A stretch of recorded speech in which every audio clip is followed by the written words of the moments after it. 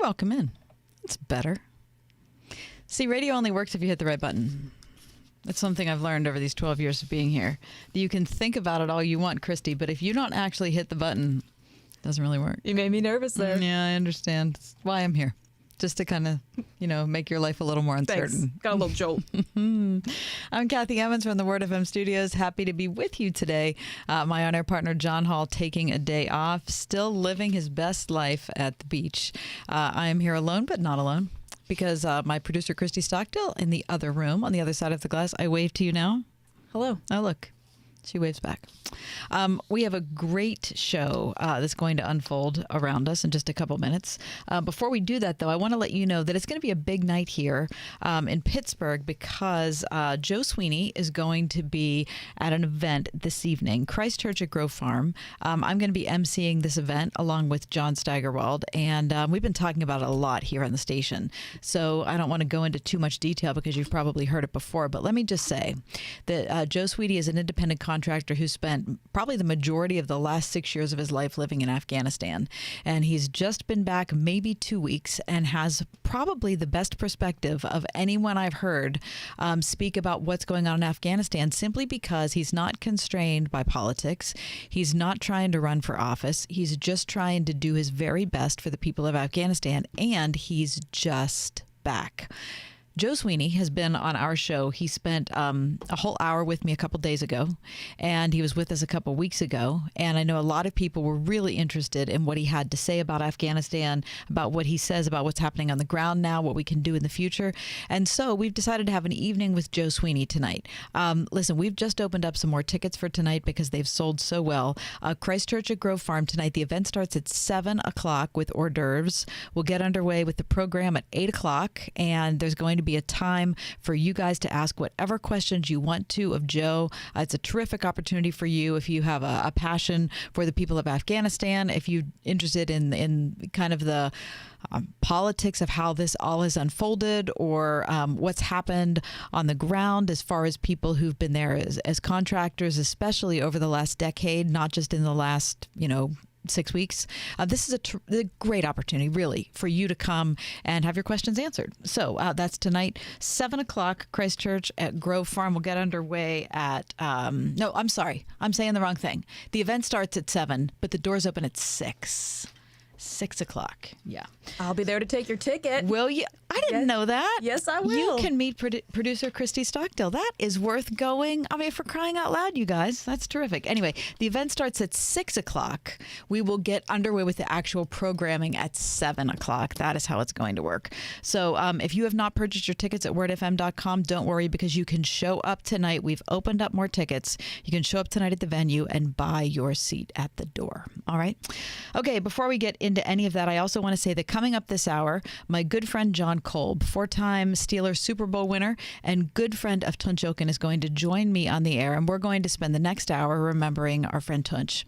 So if you were a personal friend of Tunch's, if you played with him, if you worked with him at Light of Life, if you worked with him in broadcasting or at the Bible Chapel, or you just ran into him on the street, or maybe you've never run into him but you just love to listen to his voice all these years, we're going to remember Tunch over the next hour. So please stay where you are. Really looking forward to having John Kolb with me. But before we do any of that, Christy, I do believe it's time. First of all, I should tell people your weekend has begun.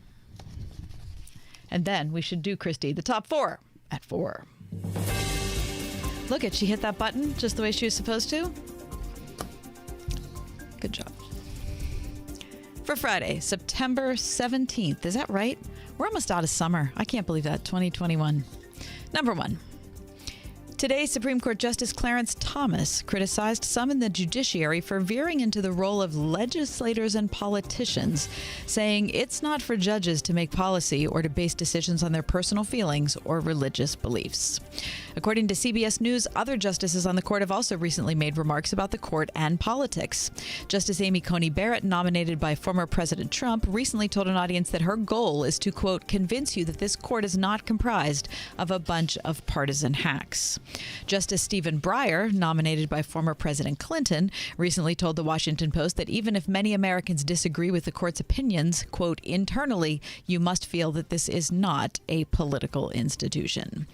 In an address at the University of Notre Dame, Clarence Thomas, the longest-serving justice, in part blamed judges who are, quote, venturing into areas we shouldn't have entered into for contentiousness in the nomination process, particularly in the nomination of federal judges who receive lifetime appointments. Quote, the court was thought to be the least dangerous branch, and we may have become the most dangerous branch, Thomas said, and I think that's problematic.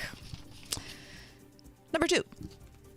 Thousands of migrants were crowded under a bridge outside the border community of Del Rio, Texas yesterday and today, part of a massive surge in migration across the Rio Grande this week that has overwhelmed the authorities and caused significant delays in processing the arrivals.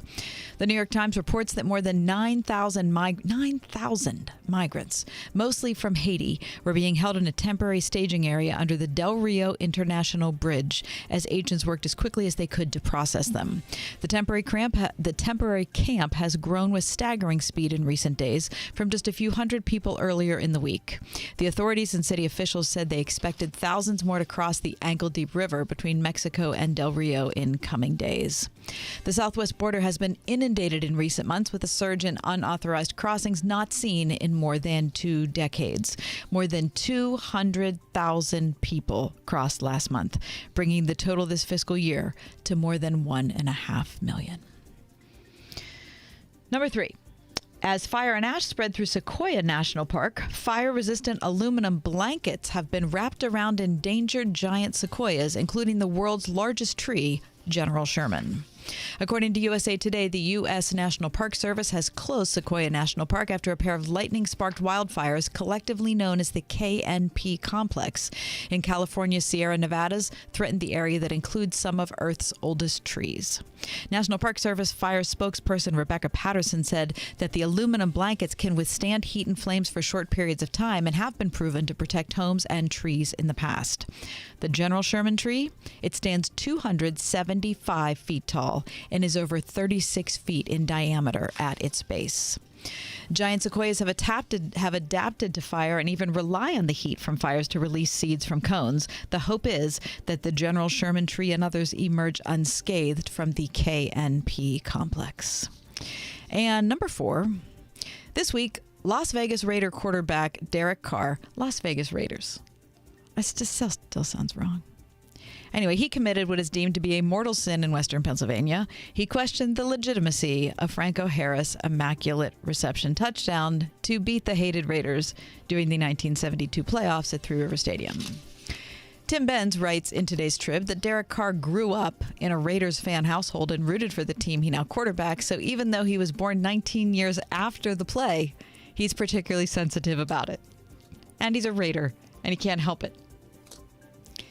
Anyway, that was evident during a Wednesday press conference when a reporter asked Carr about his personal connection to the history of the Steelers-Raiders rivalry. The reporter mentioned the immaculate reception, and Carr jumped in and said, "That ball touched the ground." Well, now, come on. I mean, everybody knows that's crazy, right? Everybody who's not a Raider fan. And, of course, it never was about the ball hitting the ground. It was about if Jack Tatum or Frenchie Fuqua touched the pass first before Franco. I mean, I'm pretty sure that was adjudicated like 49 years ago. Raider fans.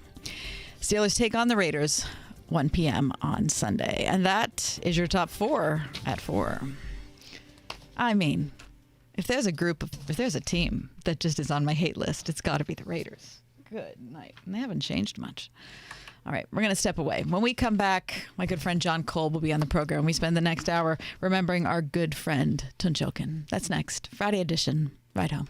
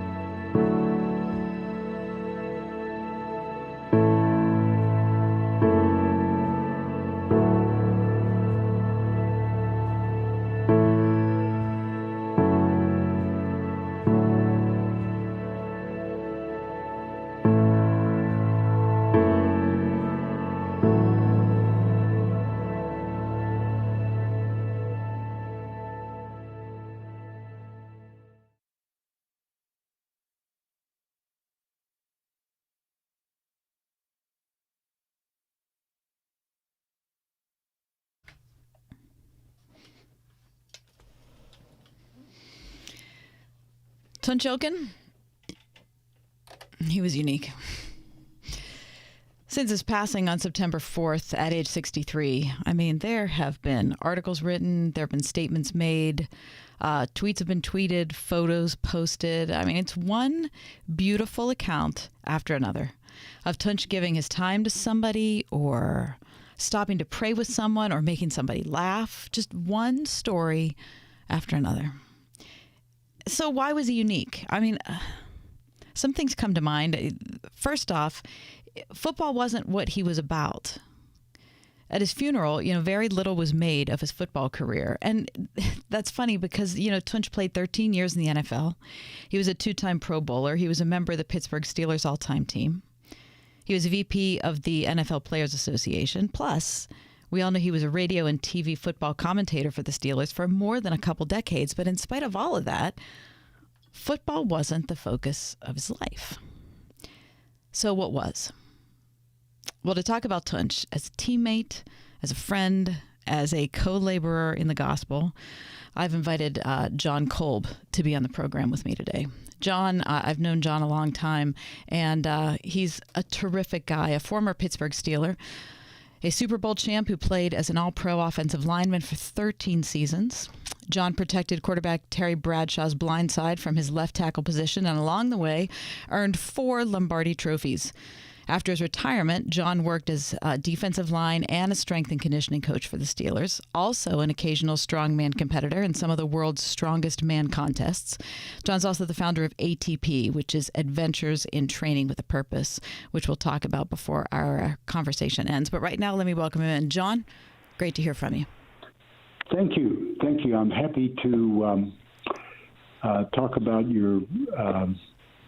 my friend. Everybody knew Tunch, even if you had never met him, you knew him. So it is. I don't know, honor. I guess that's the word I'm fishing for. Yeah. Yeah, it's an honor. It is.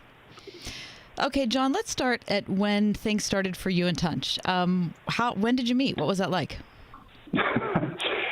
I wish now sometimes I don't know if they record things. But we did a lot of men's ministry things together, and Tunch would talk about that. But you've got to what's the word? You've got to expand the story a little bit. It's like fishing or something. If you catch a 2-pound bass, by the time you get it home, it's 4 pounds. But I was 10 years older than Tunch, so when he came in. To the league, it would have been my 11th year. So we got to play, which would have been my 11th, 12th, 13th year together. Okay. And so I think a lot of times people get the vision of when somebody new comes in that might take your place, you're not wanting to help them. But that's not the way it happens in Pittsburgh. When I came into the league, there were people that would call you aside and say, look, I was watching you do this, and your footwork. If you just focus on keeping the inside of your leg aligned with the opponent's inside leg on that pass protection on that play, you're going to be set. They just give you a little, and so by the time I'd been in the league 10 years and Tunch comes along, you see somebody that has that personality, and I think for him. I don't know. I think coming to Christ, one of the things that's really pretty cool is God doesn't change your DNA. Yeah. So Tunch was born in Turkey. He was raised as a Muslim, and so he was intensely Muslim when he came, and that's kind of cool, And so when he came to Christ, he brought that same Turkish intensity. And so now we're trying to learn to pass protect, but he didn't have the technique, and so actually he perfected it so well. We called it the Tunch punch, and the last few months of his life, he would come over to our facility, and we have an underwater treadmill, and he would get in that and run, and just automatically he would start punching the side of the treadmill. Is that right? The side of the wall of the thing, and nobody else does that. but he still has that DNA. So we're going to call that. We're making a sign that says the punch treadmill. I love it. I love it. Over that. So he came in and just we started working together and doing things, and then invited him to the Bible study. And I kind of like because he was so eager to learn. And Mike Webster spent some time with him, and then he started coming to Bible studies. And then he gave his life to Christ. And when he did, it was if you can jump up in the air and turn 180 and come down the other, it was 180, but he was still going the same speed, if that makes sense. Yeah. So, and I think that's why people are attracted.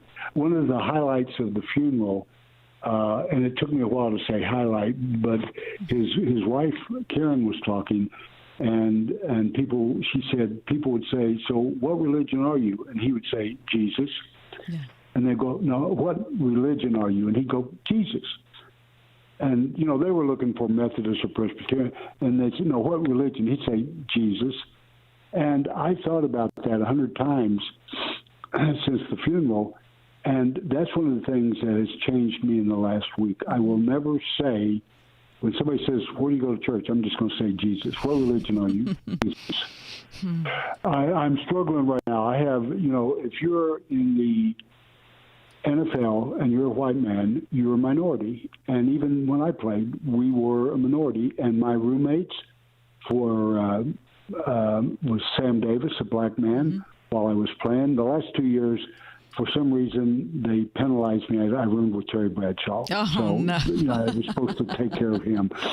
But then for doing that, they rewarded me with Tony Dungy, who was okay. So he seems like he's kind of mild-mannered. We can take him. Yeah, he really is.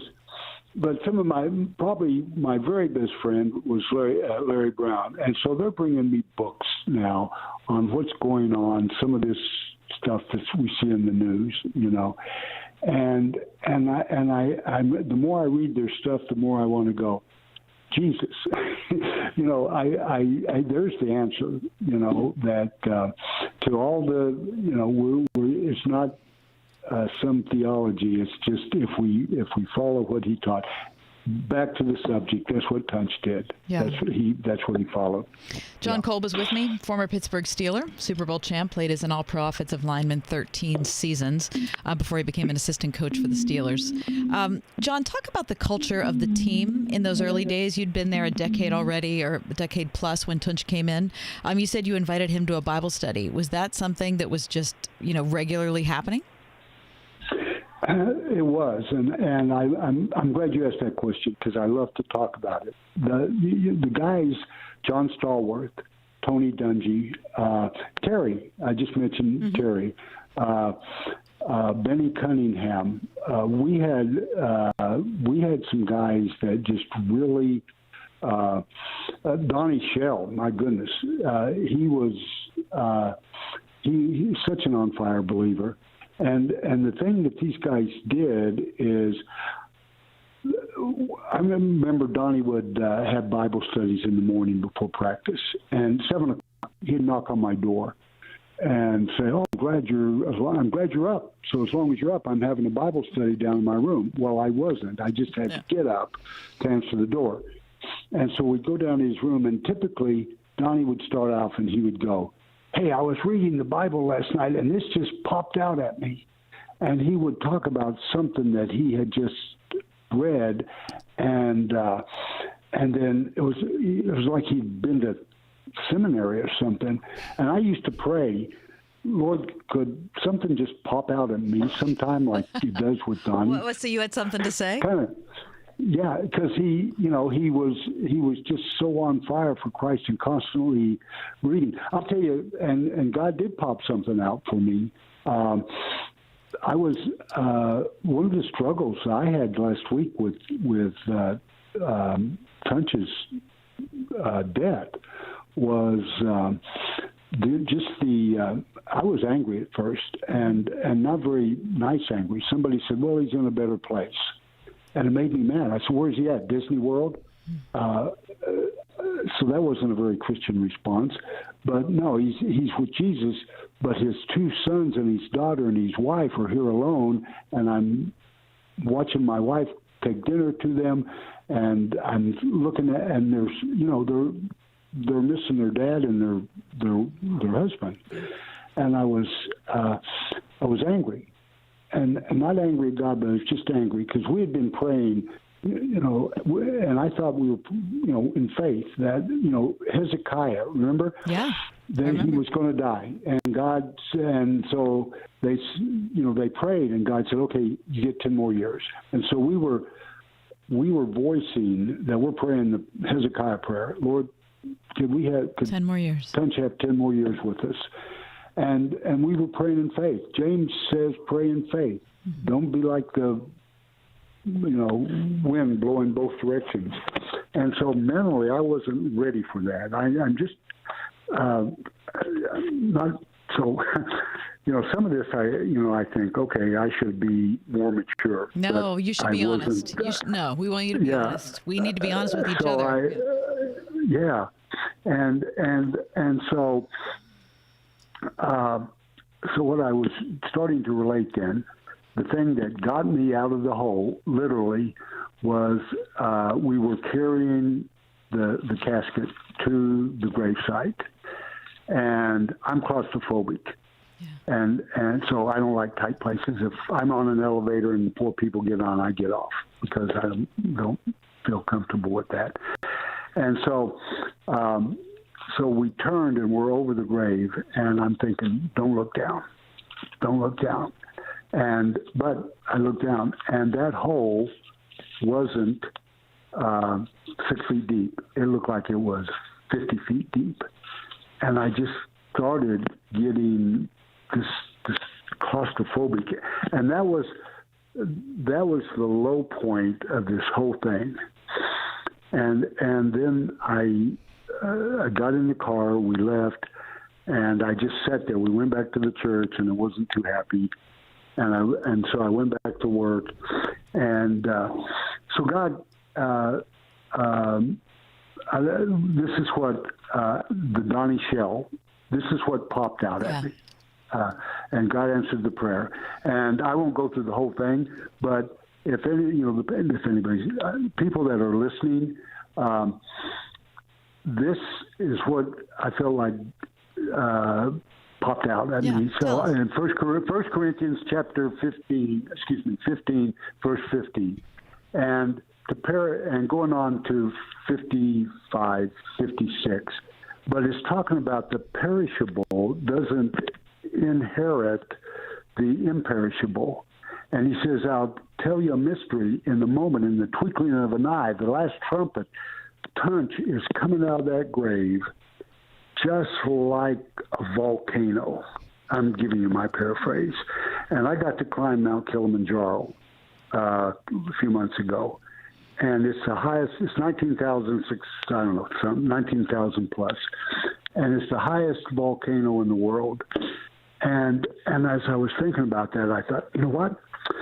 Doesn't matter if they bury you at the bottom of that volcano. When Jesus Christ comes, with the twinkling of an eye, the dead in Christ are going to come out of there like a volcano and to meet Christ in the sky and be reunited with our, with our spirit. The Bible says to be absent from the Lord, from our bodies to be present with the Lord. That was my, Kathy, that was my,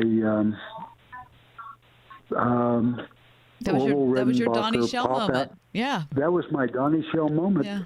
And it's just, there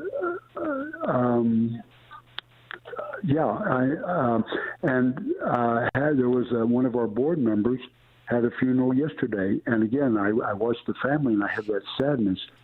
But I know Scott, my friend, that we were at his funeral yesterday. And if Jesus comes tomorrow, they're going to pop up and be with Christ before we are. That's what it says there. And then it goes on to say, death is swallowed up in victory. Oh, death, where is your victory? Oh, death, where is your sting? mean, and so that's just an awesome verse. So anybody that's struggling with the loss of a loved one, that's the Donnie Shell verse for me, I think, in this situation. That's Jon Kolb. John's a former Pittsburgh Steeler and a Super Bowl champ, and very grateful he's joining me in this hour of the ride home to remember our friend Tunch Ilkin. There's much more to come. We'll continue our conversation with John next.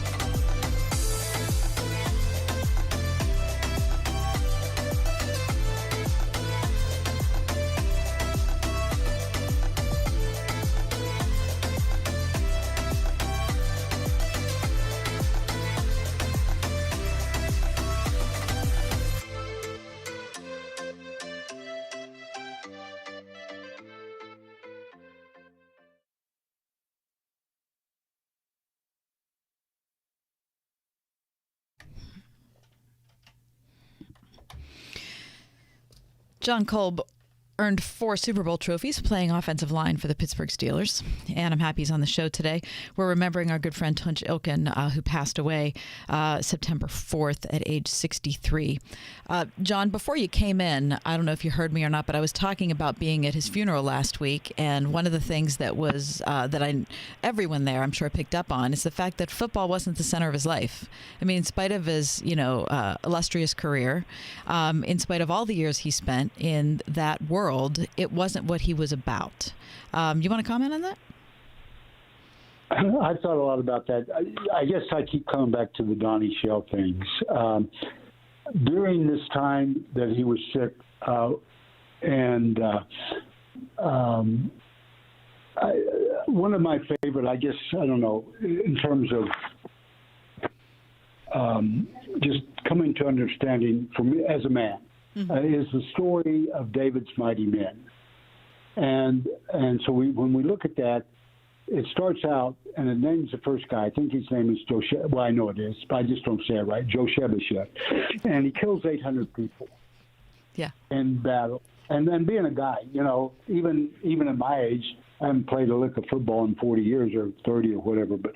And then the next guy, Abishai, he kills 300, and he keeps listing these guys that do. Shema kills. He's in the middle of all these bad guys, and it says when the battle was over, they couldn't get the sword out of his hand. And then it comes down to Benaniah. And what did Benadiah do? Well, he kills two Egyptians, two Moabites, Egyptian, and jumps in a pit with a lion on a snowy day. But it says that even though his deeds weren't as mighty as those other guys, it says this. It says he had a name. And that is really, when we think about it, doesn't say he had a title, like he's a doctor, professor, but he had a name. And so whether you're a man or a woman, I think there's statements in the Bible that make a statement, but in the process, it's intended to ask a question: what's your name? Not what's your title, but what's your name? And then when you go down to the end of the chapter, it comes down to a guy named Uriah the Hittite, and he's the last one named there, but he was one of David's mighty men. And so when I look at Uriah the Hittite, those other guys, they're all pro, they're Hall of Fame, they're all their accolades. What about Uriah the Hittite? Well, his wife has an affair, and to cover, they're trying to. They hatch this plan. We're going to put you at the middle and the hardest part of the battle, and then we're going to abandon you. And I keep looking at and thinking about this guy, that when he looked around and nobody else is there, what did he do? Did he just take a knee and give up, or did he keep swinging? And the reason I believe he kept swinging is because even when they called him home and said, you can go home to your wife, he didn't go in. He didn't go. He stayed on the porch. I don't know if I'd have stayed on the porch, but that's the kind of person he was. And so Uriah had a name. He was, and then I think the name doesn't come. Our name doesn't come from the level of how many of victories that you have, all pro, all those kinds of things. I think our name comes from the level of obedience. And that's Uriah. That's where his name came from. He didn't do what those other people do. And that's helped me a lot as I thought about the last couple of weeks with Tunch. Because, when you play on a team, there's Terry Bradshaw, there's Lynn Swan, there's Franco, and all those guys. We're linemen. We're kind of the guys that run down on the kickoffs, if you will. Right. You're not in the spotlight. Yeah, you're not. And so Tunch was that guy that, and I want to be that guy that he was always focused on Christ. There was always an obedience to Christ for him, and he brought that out of other people and being around him. He was the director of men's ministry at his church, and he impacted so many men. When our boys were growing up, that's one of the reasons, Kathy, I was having such a struggle because at first all I could think of is, well, we're not going to climb mountains in Montana anymore. We're not climbing mountains in Colorado anymore. We're not climbing mountains in Canada. All the things that we've done together, we're not doing that. So I was looking at it from the kind of what I had lost. Right. What we're going to miss out on perspective. What we're going to miss out, yeah. So anyway, But then when I begin to, as you literally look at his life, if I have a second to Yeah, tie, well, you do, hopefully- but hold on. I'm going to go to a commercial break, and then you're going to have a lot of seconds. Okay. So I'm just temporarily shutting John Kolb down because there's a lot more to come. It's the Friday edition of The Ride Home, and we're remembering Tunç Ilkin. Stay with us.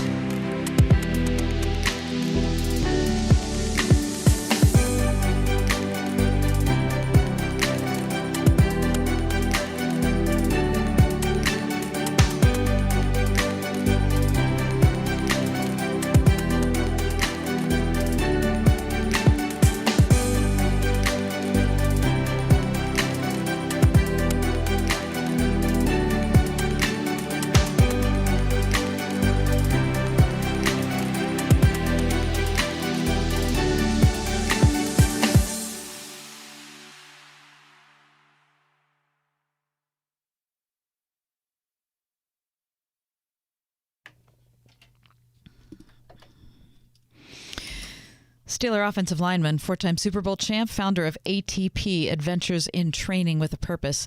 I've got John Kolb on the line with me this hour, remembering our friend Tunç Ilkin. Before the break, John, we were talking about, you brought up the word obedience as a good description of what really was at the heart of who Tunç was. Now, you were going to tell a story. I had to cut you off because of our commercial break, so hit it. Okay, thanks. Well, on Wednesday mornings at 7 o'clock for the last several months, a group of men would gather, and they were kind of like a band of brothers, and they would walk along Mount Washington. Mount Washington, yes. And Scott Schubert, the chief of police, would show up, was always there, and he likes to take pictures. And so after Tunç's death, I started going through all these pictures of Tunç and the men with him. And so what stuck out over and over again in all these pictures is Tunç's face. And it wasn't exactly I'm not talking about the face and recognition of who he was as distinguished from somebody else. I'm talking about the way his face was set. and it was, and as I looked at it, and in one of these pictures, that's what I would say. His face was set, and I began to think about a couple of scriptures that there are scriptures that ask questions by making a statement, like Luke 9:51 is speaking of Jesus, and said, from that time forward, his face was set resolutely to go to Jerusalem. Yeah. And in Isaiah, it says, I will set my face like flint, therefore I will not be ashamed. And so those are statements, but if you're a follower of Christ, as you read that, you have to ask yourself the question, so where's my face set? Yeah. And I've been doing that. And so if my face isn't set on Christ, I mean, that's what it's talking about. And so I remember the day that Tunch called me to tell me he had been diagnosed with ALS. And that is, to this point, that's a death sentence. And you know what he did? His response was to tell the doctor, you heard this at the funeral, most people don't, to tell the doctor, well, I'll be praying for you, and I love you. I mean, that's his response. His face was set.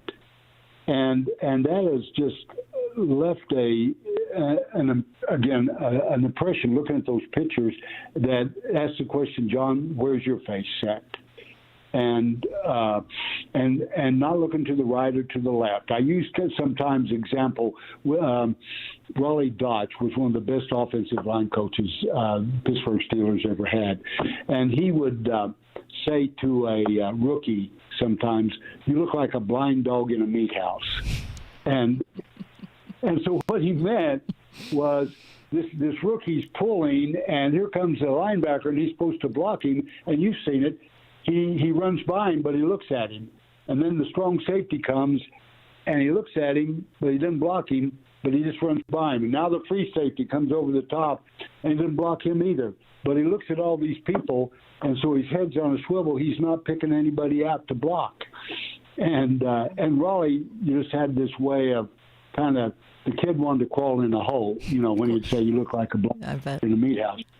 And so sometimes as a Christian, I can look like a blind dog in a meat house. I need to be doing this. I'll look at it, but I won't touch it. And then I need to help over here. And I look at it, but I will walk past it, you know.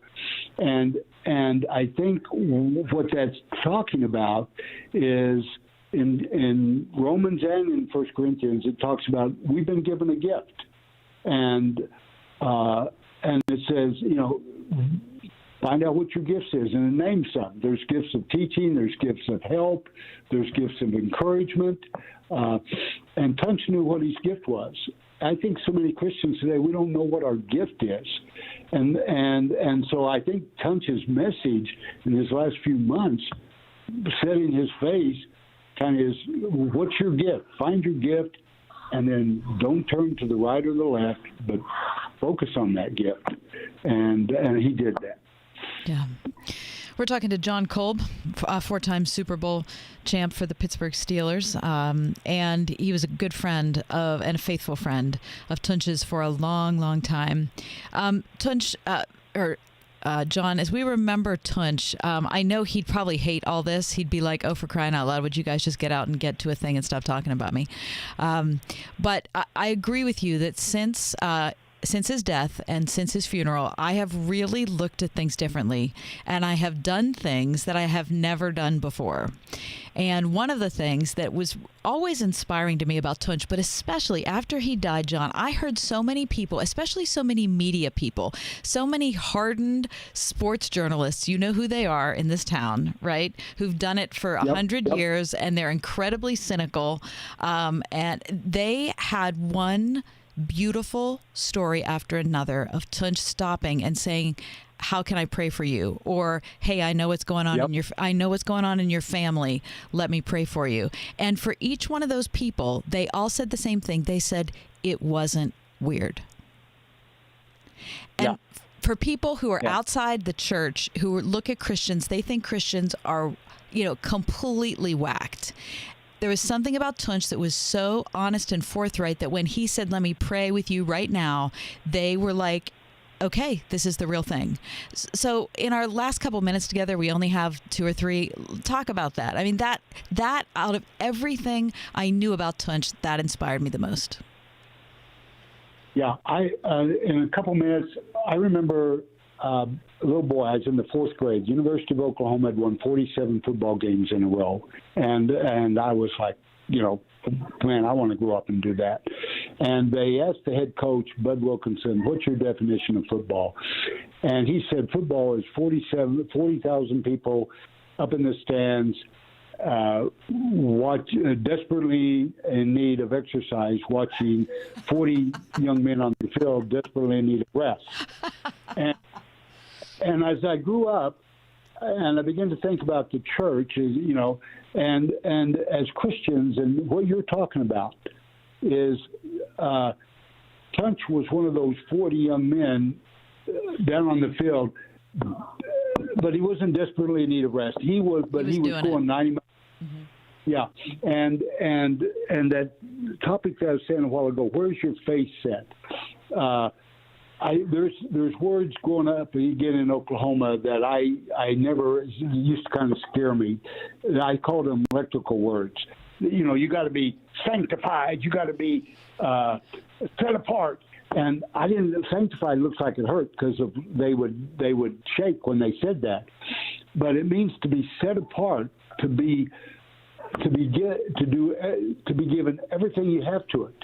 And so I think that's one reason Pittsburgh Steelers, and people could take this the wrong way, but I think that's one reason Pittsburgh is such a popular football team, because the players, we're not the Dallas Cowboys. We're not trying to fool anybody. We're a blue-collar team, and we want to go out, and we want to play football very, very hard. That's John Kolb talking about Tunch Ilgen. John, stay with us. We'll be right back.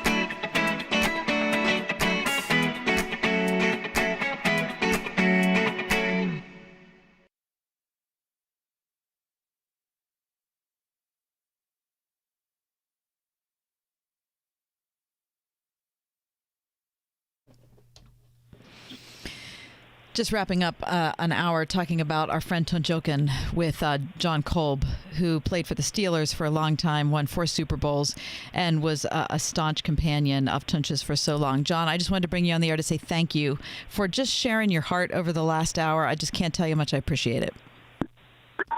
It's my pleasure. I always enjoy visiting with you, talking with you, and what a great topic to talk about our friend Tunch. We'll be talking about him for a long time. We sure will.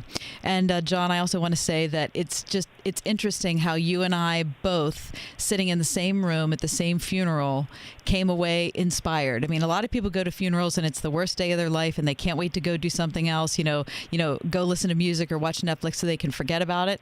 And you and I ended up at that service and we haven't been able to leave it behind. Right. Yeah. I keep seeing this picture of this mountain and this volcano of Tunch and those in Christ. And the opposite of that is how long, if you don't know Jesus, how long you want to lay in that hole. And we don't have to lay there. That's the good news. And that's what that 1 Corinthians 15 says. We don't have to lay in that hole. We can come out of it with Jesus return. And there was one grave that the guy was buried in 1880, and that's you got 20 seconds, John. That's just a dot of eternity. He's coming out of that hole. That was awesome. I love it, John. I love you. Thanks so much for being here today. Me too. The best. Me too. Love it. Absolute best. Bye. Stupor Sealer, John Kolb. Thanks for being with us this hour. Join me tonight at the Joe Sweeney event, Christ Church at Grove Farm. Doors open at 6 o'clock. Hope to see you there.